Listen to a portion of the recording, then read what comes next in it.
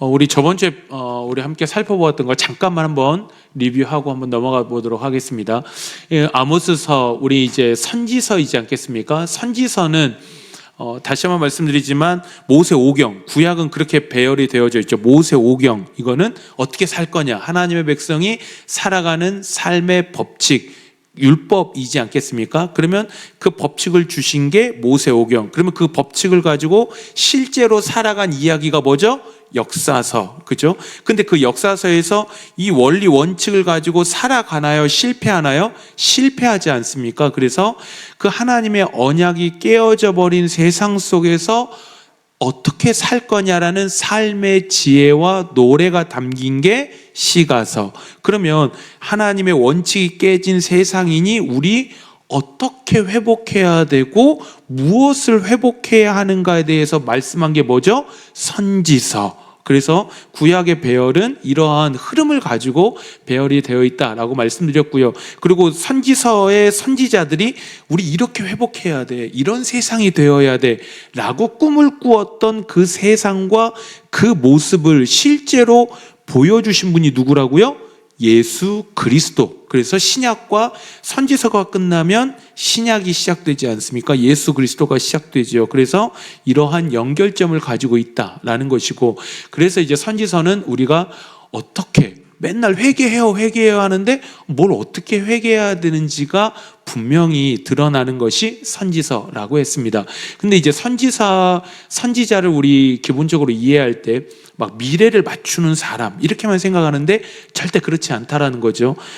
나비라는 히브리어 명사에는 미래를 맞추다는 의미가 아닙니다. 전달하다입니다. 하나님이 미래에 일어날 일을 전달시키죠. 그래서 미래의 일을 말하긴 하지만 그 미래의 일의 초점은 다 어디에 맞춰져 있다고요?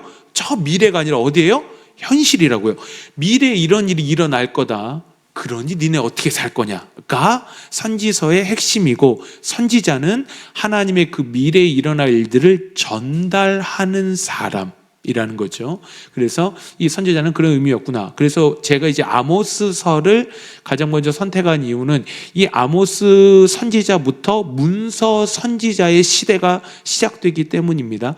문서 선지자라는 것은 자기 이름으로 된 성경을 가진 선지자. 엘리야서 없고 엘리사서 없고 갓서 없고 나단서 없죠. 그 유명한 그런 선지자들도 자기 이름으로 된 게 없다라는 거죠. 근데 아모스부터 시작돼서, 그러니까 성경은 지금 이사야부터 시작되죠. 이사야부터 해서 대선지서, 그 다음에 호세아부터 말라기까지 이렇게 돼 있지만 요 17명을 통틀어서 가장 먼저 누가 저작되었느냐라고 한다면 아모스서라는 것입니다. 그래서 제가 아모스서를 선택한 이유도 그거고, 문서 선지자의 출발이 이 아모스서인데 이 아모스부터 뭔가 흐름이 바뀐 거죠. 엘리야 때는 책이 필요 없었던 겁니다. 이유는 엘리야는 에피소드 중심, 기적 중심의 사역이었다면 이제 아모스부터 시작되는 문서 선지자의 시대는 선포된 말씀이 핵심이라는 겁니다. 그래서 이게 이제 책으로서의 형태가 필요했다라는 겁니다.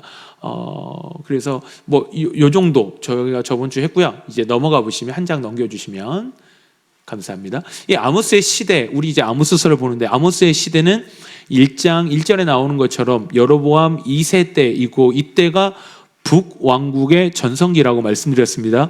개창자의 이름이 여로보암, 북이스라엘의 처음 왕, 초대 왕이 여로보암 1세라면 아모스의 시대는 여로보암 2세입니다. 북왕국의 전성기고, 영토가 가장 넓었고 부와 재물이 넘쳐나던 시대, 그리고 종교 제사가 넘쳐나던 시대였다는 겁니다. 그래서 이제 우리 강의안 이제 3페이지 한번 보실까요? 첫 번째 강의안입니다. 첫 번째 강의안 3페이지에 보시면 이제 성경의 평가 5번 보이시나요? 네. 우리 성도님들이 눈빛으로 말씀하신 버릇들이 계세요. 그럼 제가 이제 뭔가 질문하면 살짝이라도 표시를 해주시면 제가 좀 더 명확하게 알 수 있을 것 같습니다. 5번에 보시면 근데 이렇게 이제 성경의 평가는 뭐라 말씀하시냐면 북이스라엘의 영토 중에 가장 넓었습니다. 그리고 뭐 재물이 넘쳐났고 종교 제사가 넘쳐났던 시대였지만 성경의 평가는 뭐라고 말하죠? 열왕기하 14장 23절에서 29절 보면 악했다 라고 그냥 평가하는 겁니다. 대단한 왕이었습니다. 정말 대단한 왕이었고 뭐 역사적으로도 놀라운 왕이었지만 성경의 평가는 그냥 뭐 몇 줄 되지 않고 핵심은 여호와 보시기에 악을 행하였다라는 거죠. 결국에 우리 이런 역사서 선지서를 보면서 우리 마지막 때가 있겠구나를 다시 한번 깨닫게 됩니다. 우리 마지막 때 하나님 보실 땐 어떤 평가를 들을지요. 정철현하고 어떠했더라. 하나님 보시는 관점은 다른 겁니다. 이때 여로보암 2세도 대단한 왕이었지만 이 정치적으로 외교적으로 보면은 대단한 왕이었지만 하나님 보시기에는 딱 한 줄, 여호와 보시기에 악을 행했던 사람. 그러니 그 사람이 가진 지위, 그 사람이 가진 재물의 양, 그 사람이 누리고 있는 뭐 대단한 거, 이것 가지고 하나님 절대 평가 안 하신다라는 거죠. 그래서 그런 걸로 비교하시면서 막 주눅들지 마십시오. 막 예수님 믿는데도 불구하고 우리 평가 기준이 비슷해질 때가 있습니다. 저 역시도 그럴 때가 있고요. 나는 왜 하나님이 재물을 팡팡팡 부어주면 좋겠는데 왜 안 주시지? 라는 생각할 때가 있습니다. 목사인데도 불구하고 말입니다. 그런데 하나님 보시는 평가는 세상이 보는 거와 다른 겁니다. 하나님 보시는 그 평가. 그렇다면 우리도 하나님 보실 때 나는 어떤 삶을 살아가고 있는가를 고민하면서 선지서를 읽고 역사서를 읽는 것. 이건 굉장히 중요한 부분인 것 같습니다. 우리 모든 성도님들은 여호와 보시기에 선을 행하며 다윗과 같은 길을 걸어가시는 여러분들 되시기를 주님의 이름으로 축원합니다. 이제 성경의 평가가 여하튼 이 시대는 악했구나, 하나님 보시기에 좋지 않았구나 라는 거고요. 이제 1장 1절 한번 가보겠습니다. 이제 1장 1절을 다시 한번 읽어보실까요? 1장 1절 시작하면 읽겠습니다. 시작. 유다왕 우시야의 시대. 천천히 읽어볼게요. 유다왕 뭐죠? 우시야의 시대. 그러니까 비교 연대가 나오는 겁니다. 아모스 선지자가 활동했던 건 북이스라엘인데 대조되는 왕, 대조 연대가 유다 왕은 우시야였구나. 그럼 우시야 때도 전성기입니다. 예. 전성기, 우시야도 전성기, 여로보암도 2세도 전성기. 그래서 유다 왕 우시야 시대, 곧 이스라엘 왕 요아스의 아들 여로보암의 시대 지진 전 2년에 드고와 목자 중 아모스가 이스라엘에 대하여 이상으로 받은 말씀이다 라고 그렇게 되어 있습니다. 그래서 강의안을 한번 보실까요? 강의안 보시면 아모스 1장 1절을 보시면 먼저 선지서들의 초반부 말씀 형식이 나옵니다. 그러니까 선지서는 거의 대부분이 이 형식을 따릅니다. 누구누구의 아들 또는 누구누구의 연대 또는 어떤 일이 일어났던 때, 뭐 메뚜기의 때, 메뚜기가 일어났던 때라든지 어떤 때라든지 이게 1절, 2절, 3절, 4절 요 초반부 안에 이 형식으로 거의 다 돼 있습니다. 이 구조를 완전히 탈피한 선지서가 있다면 다니엘서 있습니다. 다니엘서는 조금 하여튼 선지서 중에서도 양식적으로 봤을 때는 조금 특이한 양식이 여러 가지가 등장하는데 여하튼 다니엘서 빼고는 다 이렇게 시작합니다. 그러면 이거 되게 중요한 거예요. 우리 선지서를 읽으시면서 1장 1절을 읽으면서 주의 깊게 읽으신 적이 한 번도 없으실 거예요. 왜 그러냐면 역사에 대해서 별로 관심이 없기 때문입니다. 제가 이런 성경 공부를 하다 보면 막 세계사 역사 말하고 막 뭐 디글라 빌레살이라든지 뭐 나보폴라살이라든지 막 이런 얘기하면 뭐라는 거냐, 우리 할아버지 이름도 외우기 힘든데 막 이러면서 막 이렇게 마음이 혼란스럽고 막 힘들지 않습니까? 역사를 배제한 채 성경을 읽으면 재미가 없어요. 왜 그럴까요? 다 똑같은 시대니까요. 만약에 어떤 어른이 너 밥 먹으면서 감사하면서 먹어라 이렇게 하셨어요. 그러면 보릿고개 시절에 만약에 이런 말씀을 하셨다면 진짜 이건 감사하면서 먹는 겁니다. 그럼 이 시대에 그런 말을 했다면요, 의미가 좀 다르지 않습니까? 풍요로움 속에서의 감사. 그러니까 어떤 한마디를 하더라도 똑같은 말이지만 시대에 따라서 의미가 바뀝니다. 그래서 반드시 그 역사에서 하나님이 주신 말씀입니다. 그러니까 어떤 왕 때 주신 말씀, 어떤 시대 때 주신 말씀, 이게 굉장히 중요해요. 이게 이해가 안 되고 이게 관심이 없다 보니까 선지서는 다 똑같은 말씀, 재미없고 지루하고. 그런데 역사를 같이 보면은 훨씬 더 이 풍성하게 이해할 수 있다는 거죠. 그래서 기억하셔야 될 게, 선지서들은 초반에 뭐 누구누구 왕, 어떤 시대, 그리고 어떤 일, 또는 누구누구의 아들, 뭐 누구누구 뭐 직업, 뭐 이런 게 나오기도 하고, 이런 상세한 기본 내용이 초반부에 나오는구나. 그래서 선지서를 읽으실 때는 초반부를 읽는 게 중요하다라는 것이겠고요. 그 다음에 우리 1장 1절에서 우리 볼 수 있는 게 지진 2년 이렇게 나오지 않습니까? 지진 전 2년이라고 하는데, 우리 제가 강의안을 보시면 스가랴서가 있죠. 스가랴 14장 5절 말씀, 우리 같이 한번 읽어보실까요? 시작.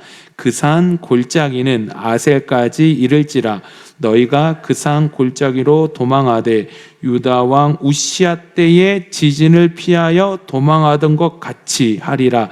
나의 하나님 여호와께서 임하실 것이요 모든 거룩한 자들이 주와 함께 하리라. 보십시오. 스가랴서에도, 여기 지금 아모스서 1장 1절에 여로보암 시대 지진 전 2년에 이렇게 딱 어떤 사건을 구체적으로 명시화하고 있지 않습니까? 이거 의미가 있다는 거죠. 의미가 있습니다.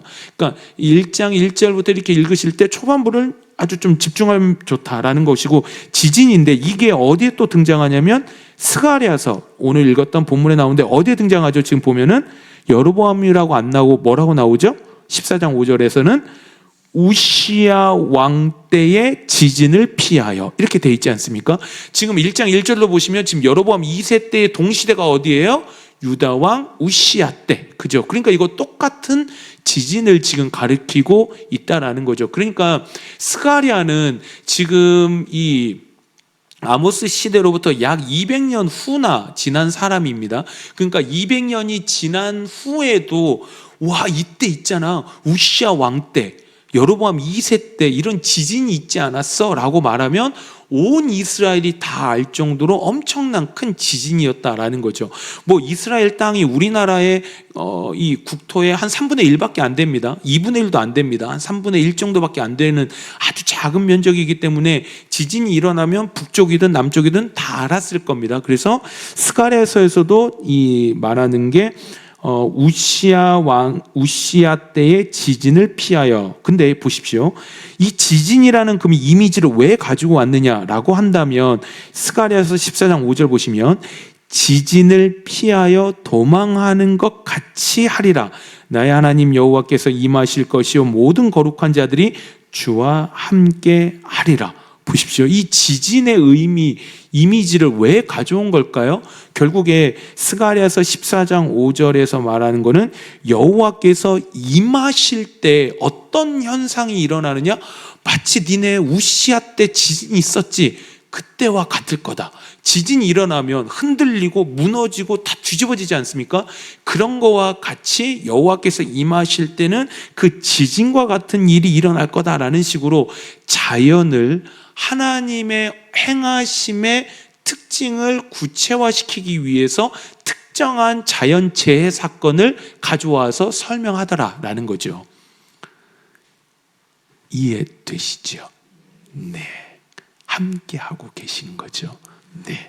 그래서 이 지진이 이렇게 일어날, 지진이라는 이미지를 이렇게 가져오는데, 우리 강의안을 쭉 한번 더 아래로 넘겨보시면 특이하게 아모스서에는 이 지진의 이미지가 1장 1절에만 등장하는 것이 아니라 이후에도 계속 등장하는 것을 볼 수가 있습니다. 우리 강의안 다음 페이지, 아니요, 첫 번째 강의안에 있으시죠? 네, 아모스서에 자주 등장하는 지진의 이미지 보시면 아모스 3장 14절에서 15절도 보시면, 제가 빨리 읽겠습니다. 눈으로 한번 따라와 주십시오. 내가 이스라엘의 모든 죄를 보응하는 날에 베델의 제단을 벌하여 그 제단의 뿔들을 꺾어 땅에 떨어뜨리고, 그러니까 막 지진이 일어났을 때 현상들이 딱 보이죠. 겨울궁과 여름궁을 치리니 상하궁들이 파괴되며 큰 궁들이 무너지리라. 여호와의 말씀이니라. 그러니까 지진이 일어났을 때 그 자랑하던 겨울궁도 있고 여름궁도 있고 상하궁도 있을 정도로 대단한 재력을 누렸지만 지진이 일어나면 이거 다 어떻게 된다고요? 다 박살 날 거다라는 것을 지진이란 이미지를 가져와서 결국에는 심판의 메시지를 전달하는 겁니다. 심판을 전달하는데 너 이 심판이 어떤 건 줄 알아? 우시아 시대 때의 지진과 같다라고 스가랴가 말하고, 여기 아모스서는 이 지진이 일어났을 때와 같이 지진이 일어나면 너가 이런 식으로 막 다 무너지게 될 거다라는 것을 미리 보여주고 있다라는 겁니다. 그래서 아모스 6장 11절로 보시면 보라 여호와께서 명령하심으로 타격을 받아 큰 집은 갈라지고 작은 집은 터지리라. 아직 안 일어난 거죠. 지진 전이니까. 근데 그때 지진이 일어나게 되면 니네 다 이렇게 될 거다. 즉 하나님의 심판이 임하는 날은 지진과 같을 거다 라고 그렇게 말씀하는 거고, 아모스 9장 1절로 보시면 내가 보니 주께서 제단 곁에 서서 이르시되 기둥머리를 쳐서 문지방이 움직이게 하며 그것으로 부서져서 무리의 머리에 떨어지게 하라. 내가 그 남은 자를 칼로 죽이리니 그 중에서 한 사람도 도망하지 못하며 그 중에서 한 사람도 피하지 못하리라 라고 그렇게 하고 있는 겁니다. 결국에 아모스는 심판의 말씀을 선포하면서 계속 중간중간에 가져오는 이미지가 있다면 지진이라는 이미지와 그 다음에 뭐 이제 계속 저와 함께 보겠지만 이 자연 현상들을 가져옵니다. 그러니까 지진뿐만 아니라 자연 현상들에 대해서 어떤 하늘의 별이나 달이나 뭐 그런 것들을 하나님께서 어떻게 하신다, 막 바다를 저렇게 하신다, 바위를 어떻게 하신다, 이런 식의 자연을 통치하시는 하나님의 이미지가 나옵니다. 그러니까 지진이 대표적이고요. 하나님이 지진을 일으키시는 거예요. 지진을 일으키셔서 심판의 결과물로 지진을 일으키는 건 하나님께서 원하시고 의도하셔서 그런 자연현상이 일어날 수 있다라는 것이고, 그 외에도 뭐 하나님이 별을 만드시고 바다를 뭐 이렇게 하시고 바위를 부수시고, 이런 아모스서에서 등장하는 하나의 독특한 특징이 이런 지진의 이미지를 가져오는 것뿐만 아니라 자연을 통치하시고 주관하시는 하나님의 그 위대함과 그 전지전능하심이 막 이렇게 표현이 되더라라는 거죠. 우리 강의안을 보시면 4번에 아모스서에서 나타나는 창조신앙이라고 제가 이렇게 해놨는데요. 그러니까 아모스서를 이해할 때 제가 지금 하는 작업은 이런 겁니다. 큰 그림을 그리는 거예요.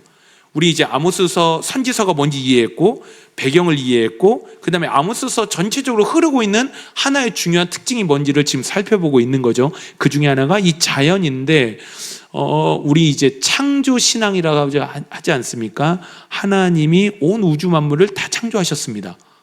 근데 그거 아십니까? 생각보다 이 하나님의 창조에 대해서 성경이 말하고 있는 구절이 거의 없습니다. 그러니까 창세기 외에는 사실은 하나님의 천지를 창조하셨습니다에 관련된 내용이 거의 성경에 많이 등장하지 않습니다. 특히 선지서에는 찾아보기가 굉장히 어렵다 싶은데, 아모스서에는 그 자연을 창조하신, 통치하시고 주관하시는 그 하나님의 이미지가 계속 등장하더라라는 거죠. 아모스 4장 13절, 우리 강의한 맨 마지막 부분인데요. 한번 보실까요? 우리 같이 한번 읽어보겠습니다. 시작. 보라, 산들을 지으며 바람을 창조하며 자기 뜻을 사람에게 보이며 아침을 어둡게 하며 땅의 높은 데를 밟는 이는 그의 이름이 만군의 하나님 여호와이시니라. 그러니까 이 산들을 짓고 바람을 창조하고 그 다음에 아침을 어둡게 하고 땅의 높은 데를 밟느니, 그게 누구실까요? 만군의 여호와 하나님이다. 즉 자연의 주인, 자연을 통치하시는 온 우주 만물의 주인이 하나님이시다라는 것을 말씀하는데, 이것도 똑같습니다. 보시면 문맥을 보시면 이 문맥이 왜 나왔냐, 이 구절이 왜 사용이 되었냐라고 문맥을 살펴보면 하나님의 막 심판의 메시지가 막 선포가 됩니다. 그런데도 백성이 안 들어요. 니네 안 들어? 야, 니네 안 들어? 산을 만드시고 바람을 창조하시고 이러면서 하나님의 심판의 메시지에 대해서 듣지 않는 그 이스라엘 백성들을 책망할 때 사용한 이미지가 뭐냐면 자연을 통치하시고 창조하신 그 위대하신 하나님, 만군의 여호와의 이름을 이때 이미지를 가져오더라라는 겁니다. 그러니까 니네 계속 그렇게 살아, 이런 하나님 앞에서 라고 하면서 표현할 때 그 하나님의 표현을 이 자연을 창조하신 하나님의 이미지를 가지고 표현하더라라는 거죠. 그럼 우리 두 번째 강의안 한번 보실까요? 이제 두 번째 강의안을 보시면, 그래서 이 아모스 5장 8절도 보시면 이 묘성과 삼성, 묘성과 삼성은 이게 별자리입니다. 그냥 별자리인데, 이 묘성과 삼성을 만드시며 사망의 그늘을 아침으로 바꾸시고 낮을 어둠으로 바꾸시며 바닷물을 불러치며 쏟으시는 이를 찾으라. 그의 이름은 여호와시니라. 이것도 똑같습니다. 자연의 이미지를 가져오는 아모스가 언제 이런 이미지를 쓰냐면, 문맥적으로 보면 정의를 쓴 쑥으로 바꾸며 공의를 땅에 던져버리는 자들이여 라고 책망하시면서 아모스 선지자가 너네 그런 식으로 살아 하고 보여준 이미지는 하나님은 누구시라고요? 자연을 통치하시는 하나님, 자연을 지배하시는 하나님. 그 하나님이 한마디로 뭘까요? 두려운 존재라는 거예요.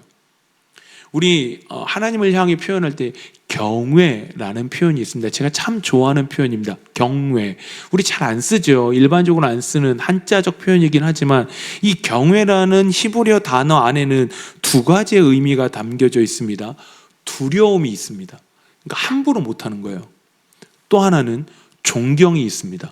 그러니까 나와는 본질적으로 다른 존재, 우리 이걸 한자적으로 전적 타자 이렇게도 표현하는데, 나와는 본질적으로 다른 존재인 겁니다. 그래서 함부로 못하는 거예요. 두려움이 있죠. 근데 그게 무서워서 두려움이 아니라 뭐죠? 흠모하고 존경하고 사모하는 그런 마음이 동시에 이게 섞여 있는 단어, 그게 경외라는 것입니다.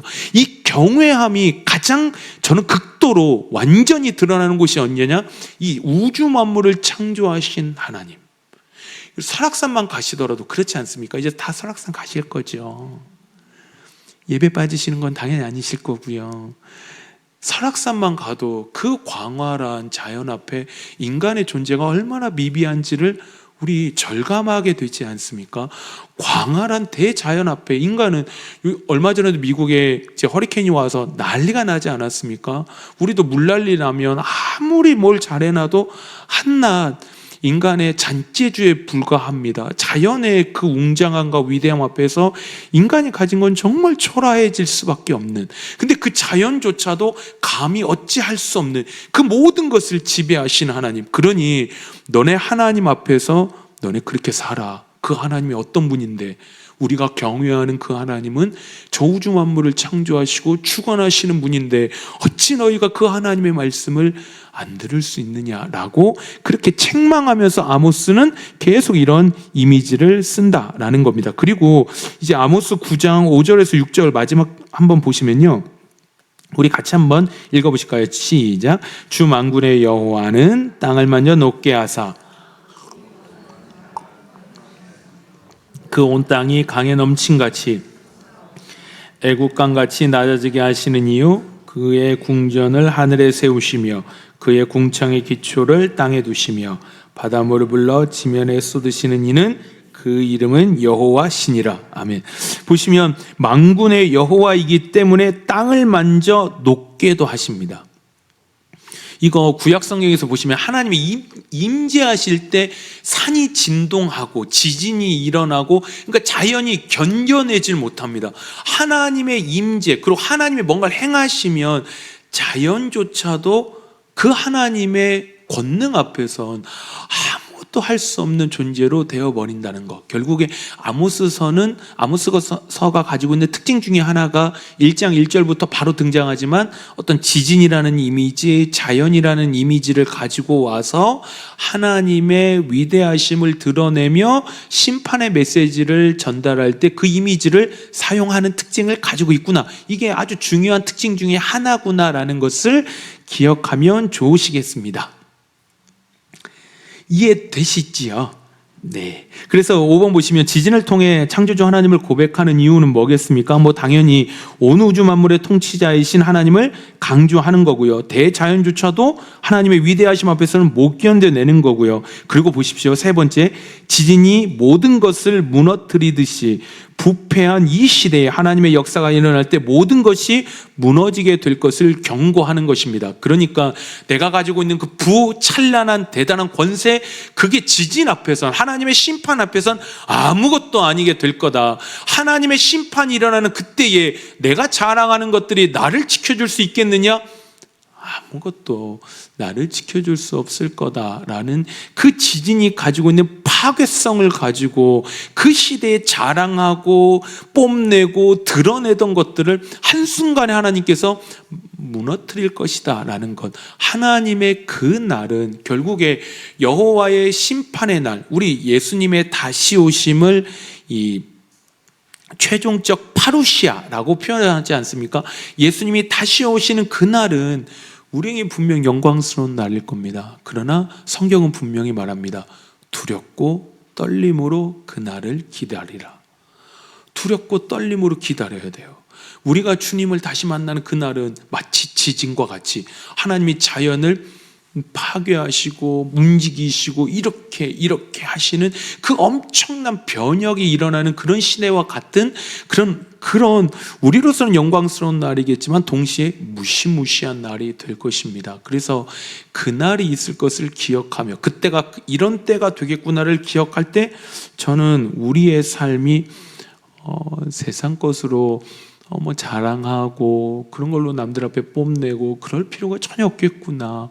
그 주님이 행하시는 그 날엔 그 모든 것이 지진으로 다 뒤집혀지듯이 다 뒤집혀지는 그날가 있겠구나. 그래서 저는 창조주 하나님에 대해서 우리 2페이지 한번 보시겠습니까? 강의한 2페이지 제일 위에 부분 보시면 생각해 볼 질문 이렇게 해놔서 우리는 언제 창조주 하나님을 기억하고 묵상하나요?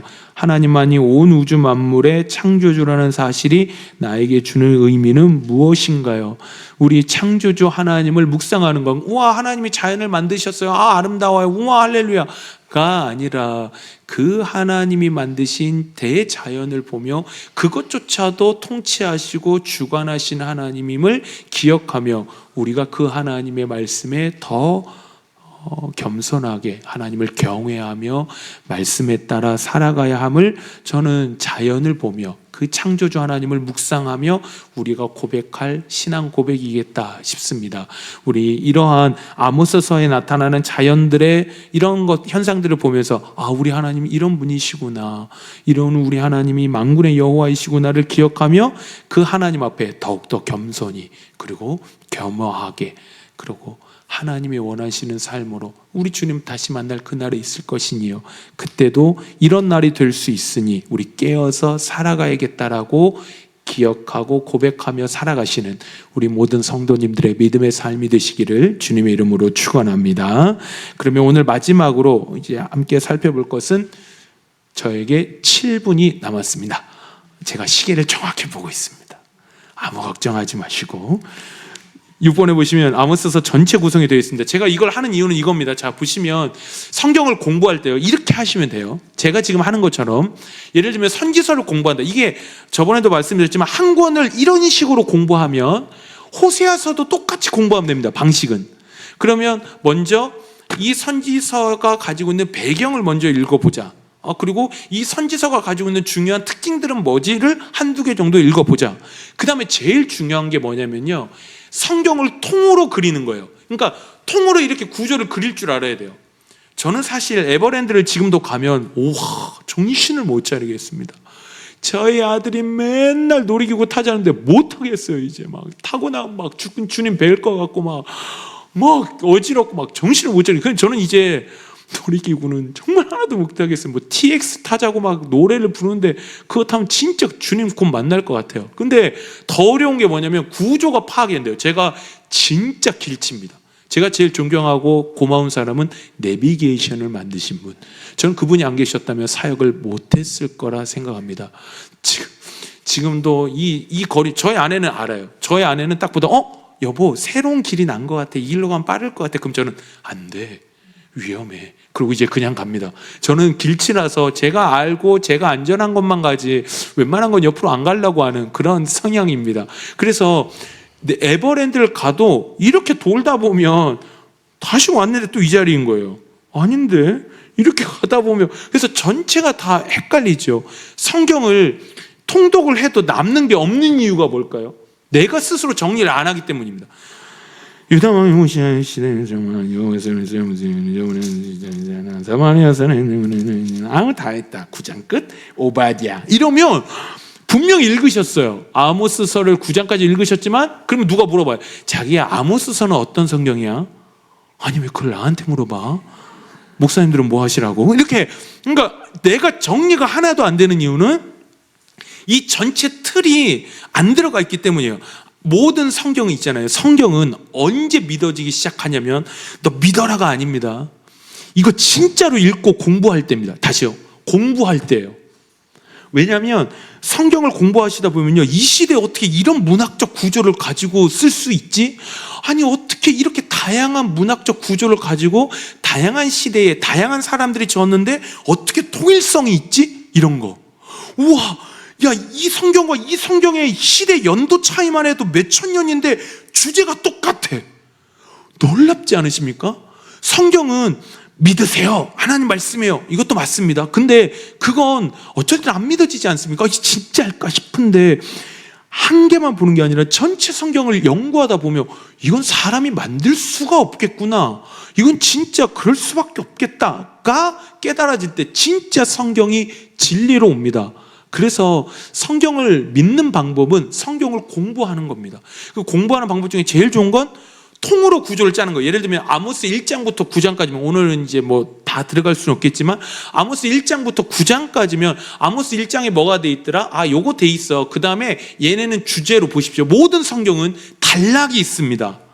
예레미야와 같은 엄청나게 긴 대선지서도 단락별로 묶어버리면 가능합니다. 그러니까 성경을 이해하고 통으로 이해하는데 제일 중요한 건 단락으로 묶자. 한번 따라해 보실까요? 단락으로 묶자. 그러니까 같은 주제의 단락들이 있습니다. 그 단락들로 요렇게 묶어버리면 아무리 많은 장이라 할지라도 안에 들어옵니다. 아모스 한번 보실까요? 아모스 보시면, 오늘은 그냥 쭉 한번 보고 끝내겠습니다. 아모스 전체 구성 거 먼저 보시 마시고 세부 구조 제가 화면으로 해놨습니다. 세부 구조 한번 보실까요? 우선 빨리 한번 그냥 하고 끝내겠습니다. 오늘은 전체 구조 보시면 1장 1절은 제목이에요. 왜냐하면 아모스가 이스라엘에 대하여 이상으로 받은 말씀이라. 아, 아모스가 받은 말씀이구나.